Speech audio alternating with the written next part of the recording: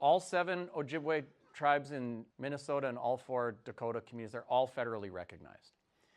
There are differences with Red Lake, and one of the differences is that they never had a policy of allotment at Red Lake. So no individuals own land in the reservation proper.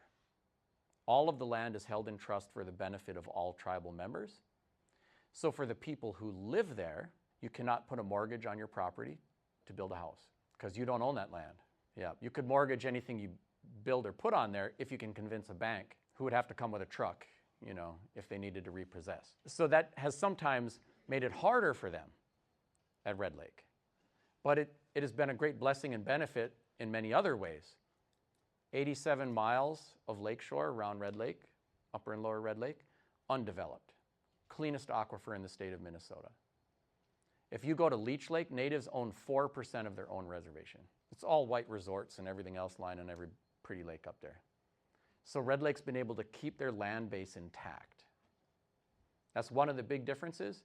One of the other big differences, there was a piece of federal legislation called Public Law 280, which would impose state criminal jurisdiction over tribes, only in certain states, including Minnesota, but Red Lake was exempted from that. So as a result, they handle their own criminal code, except for things covered in the Major Crimes Act. You'll get an FBI investigation for murder, rape, and then all the major property crimes, arson, larceny, and so forth.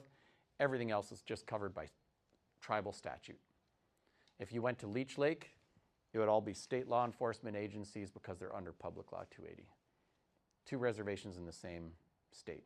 Bois Fort did also get exempted from Public Law 280 in 1975, so they're the only 2 that have no state jurisdiction on the tribes. The lawyers don't even understand this stuff that well. It is significant when you're trying to engineer justice and look out for people. Most crime in America is white on white, black on black, and so forth, but crimes of sexual violence perpetrated on Native women are predominantly perpetrated by white males. Sexual assault rates in America are 25%, it's 50% for the Native community. Tribes, like at a place like Red Lake or Bois Fort, they don't have jurisdiction over non-tribal members. So a white man who commits a sexual crime on a Native woman on those 2 reservations has impunity.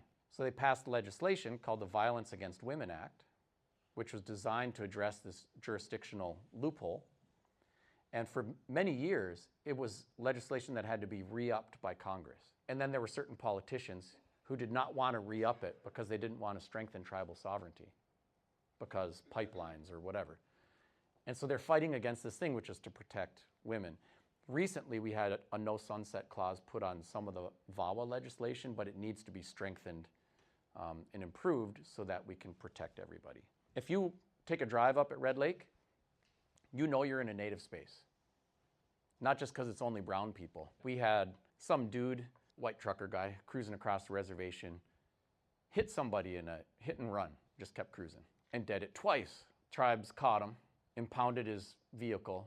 They gave me a call, and we wrote up the court order in Ojibwe and said, if you want your property, hire a translator. You're on a Native nation. And so they can do things like that at Red Lake. I don't think you see stuff like that in most of the other communities as much. There is sovereignty, which all the tribes have in a legal sense. You'll see it manifested in some different ways. But all of them are trying to grow and strengthen that.